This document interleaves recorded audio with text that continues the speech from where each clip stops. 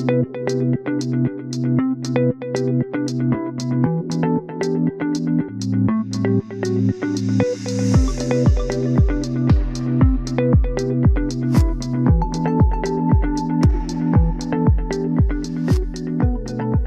there, welcome to episode 250.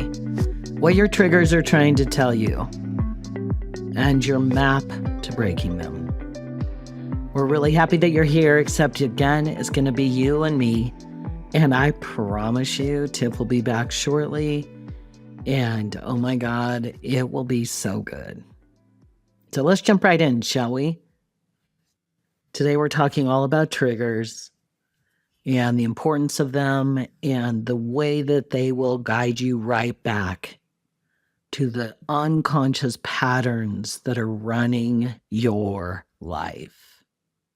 You get triggered, someone says something, they do something, and boom, you feel it. Your chest tightens, your stomach drops, your brain starts spinning, maybe you snap back or shut down. Does it sound familiar? And it's not just once that this happens. It's a pattern.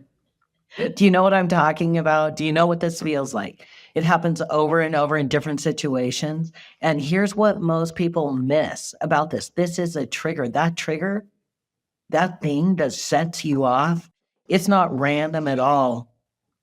It is not proof that you're broken or too sensitive. Your trigger is showing you the pattern. Yep. Triggers are really important. They are the telltale marker. They go off, your body feels it. There's no way to deny that you're having a trigger. When your body gets all loud and you feel activated. I'm Jack Walker of Your Return Path, and today I'm going to show you how your trigger is the telltale sign to be able to identify a pattern that's running your life, so that you can finally break them. You have to see them first, right?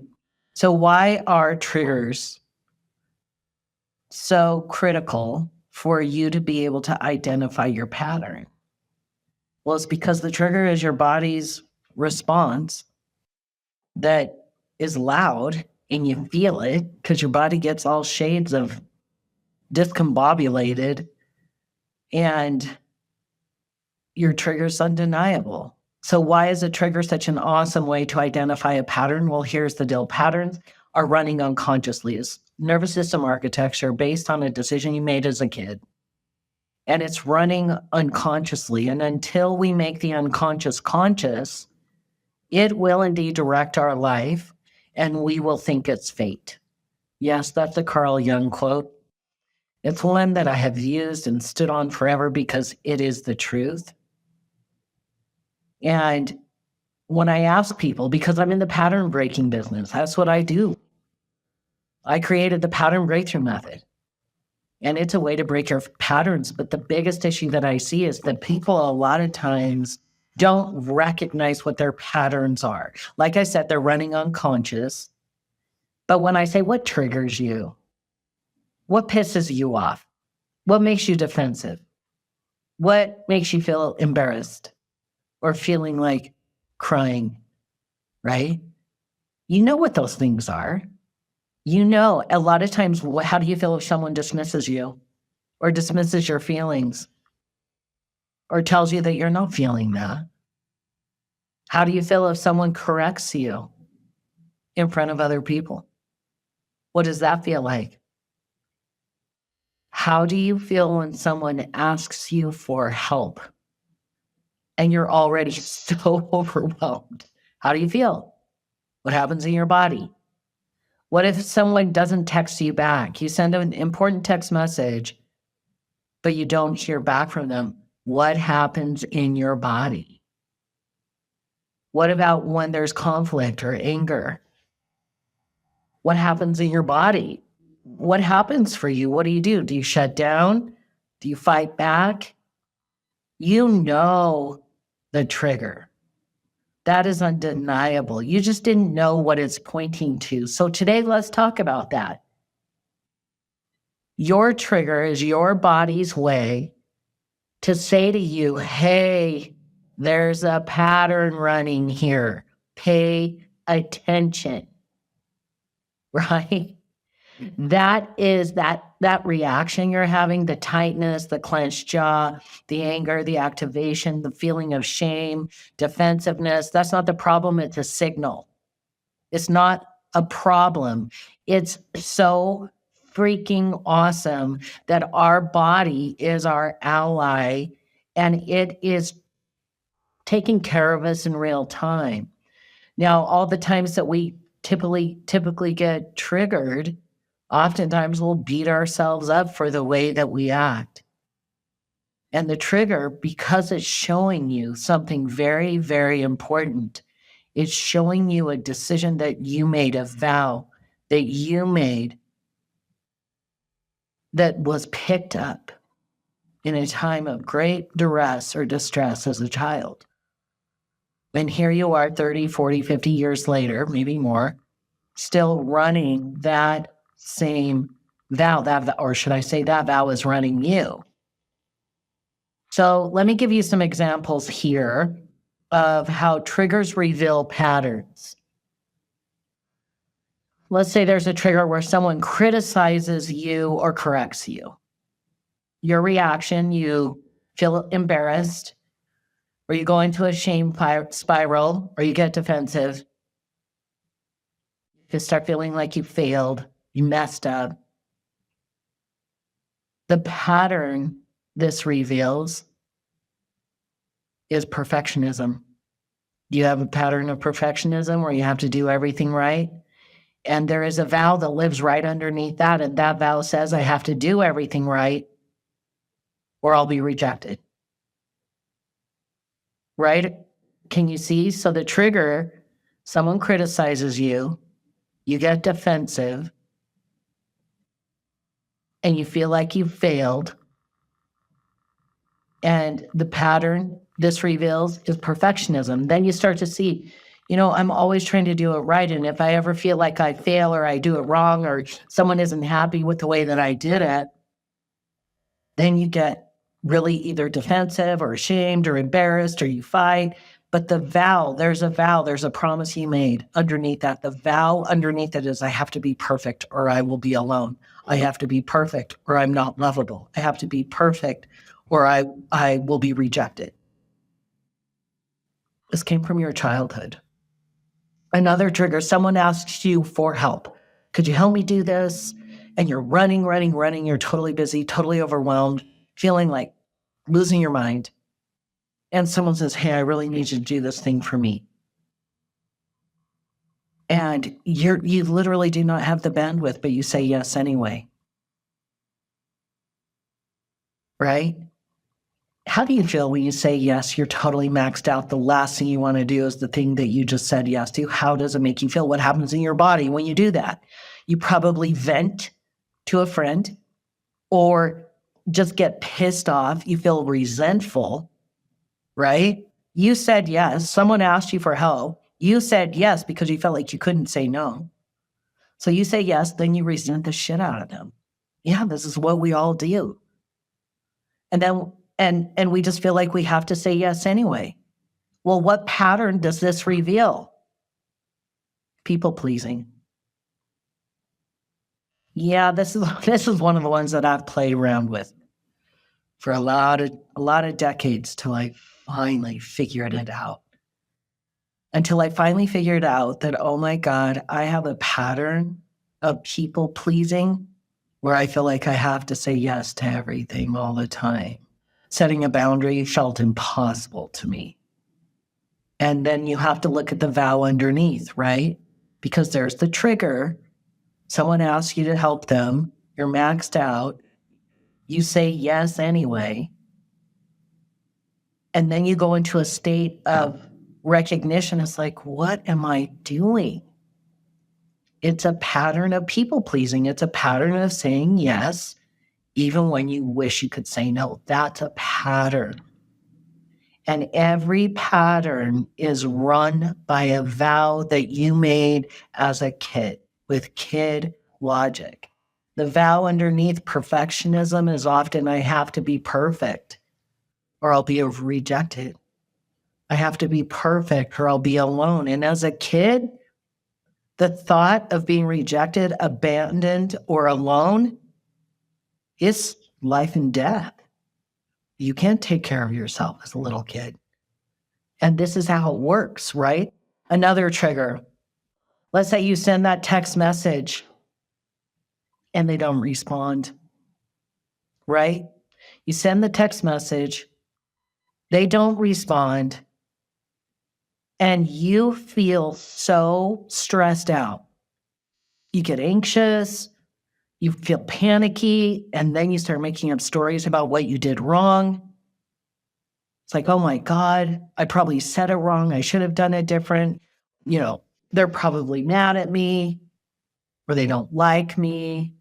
And the pattern that reveals is self-abandonment, making everything your own fault. Here's another really good trigger when you're in a conflict or someone is angry, right? And then you find yourself freezing, taking the blame, making yourself small, feeling like you have to do whatever you can to keep this person calm and happy. So you just go small in order to keep the peace. So you have a pattern, right? The pattern is going small, going silent, carrying the blame. And it's something that you learn to keep yourself safe. It's like, I have to go small. I have to take the blame or I'm not safe. It's a big one. So do you see how it works? The trigger is always the breadcrumb trail back to help you identify, oh, I'm triggered. It takes me back to something that you'll be able to recognize as the pattern, right? Self-abandonment, people-pleasing, making yourself small, not setting boundaries, all the things. So that's why it's so critical that you begin to pay attention to your triggers. And again, we have to make the unconscious conscious. That's the only place that we're going to have any power in this. You can try to willpower your way through behaving differently the next time somebody doesn't text back, or the next time somebody gets angry and you go small, or, the next time you find yourself in the same pattern over and over and over. And yeah, you can try to willpower your way into making it better, but it never works. You can't. It doesn't stick because it's force. This has to be an inside-out approach. You literally have to identify the unconscious vow and understand why you decided what you decided. Go in, connect with that part of you that decided that. That's how you break the pattern from the inside. It's all about creating coherence with self. Because every one of these things that I just talked about is where we externalize our safety, we externalize our worthiness, we externalize our belonging, that it's all contingent upon other people and how they are with us. And literally what we're doing when we're doing that is giving our power away. When we make that person responsible, like if we find ourselves often saying, if they just act different, then I could be okay. No, let's go figure out why you keep going into a state of freeze and not standing up for yourself. So the next time that person does that and you do stand up for yourself, you'll actually be able to make a more educated decision, one that's more aligned with your truth, your worth, your value. And then you can decide whether or not you want to stay in that in proximity with that person that continually does that. But when you're caught in the pattern, you're going to keep reliving it over and over and over every day for the rest of your life, like Groundhog Day. And it sucks. It sucks. So let's just break it down. And this whole video is really about you understanding. This message is all about you understanding why you're doing what you're doing when you want to do it different. And we're talking about triggers, using a trigger to find your pattern. Because like I said, these things are unconscious, right? Your patterns are running from a vow you made as a kid has been running for decades. You're not even thinking it. It's just your body's doing it. It's nervous system architecture, these patterns. So that's why when I'm like, what patterns are running you? People are like, I don't know. So that's why we're talking today about you using triggers to find your patterns, right? So I'm going to just break it down in some steps. Step one, this is what I want you to do. Step one, I want you to notice when you're triggered. Okay. Not just, oh, I'm kind of having a blah day. I mean, triggered. When you have a body reaction, you have a disproportionate emotional response to whatever is going on, and you can feel it. You can feel that activated state happening in your body. That's step one. Notice the trigger, right? Step two, ask yourself the question, do I react this way a lot? If you answer yes, if you see this reaction happening over and over and over in different situations, it is a pattern. Step three, you're going to now name the pattern. What are you doing in response to this trigger? Saying yes when you mean no, that's a people-pleasing pattern. Beating yourself up is a perfectionism, self-criticism pattern. Shutting down is a self-abandonment pattern. Over-explaining or defending, that's a I'm not enough, believing I'm not enough pattern. Trying to control everything and everyone, that's a safety and control pattern. So that's step three. Step four, ask yourself, what am I afraid will happen if I don't do this?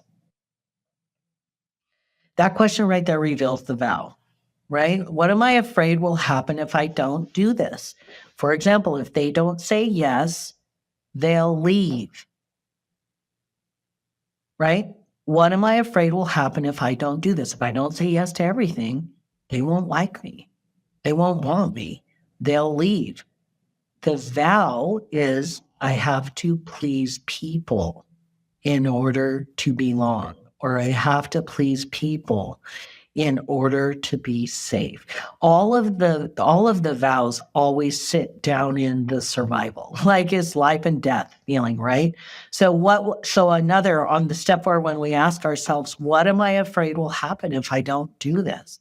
So if I'm not being perfect, someone could think, well, if I'm not perfect, I'll be rejected. And the vow, right? That self-decision that you made as a little kid, if I'm not perfect, I'll be rejected. The vow is I have to be perfect to be loved. Another one is if I don't fix this, if I don't get this all figured out right now, everything is going to fall apart. The vow that lives connected to that is I have to control absolutely everything in order to be safe. And once you see the vow, you can break it. But you cannot break what you cannot see. And your triggers are what make the pattern visible. So there you go. So the shift is, realize this. Most people spend most of their life trying not to get triggered, managing reactions, breathing techniques. Just let it go. Love and light your way through it. It's exhausting. And it doesn't work because you're trying to manage the alarm instead of breaking the pattern. Here's the shift. Before, you're like, oh, I'm triggered again. Something's wrong with me.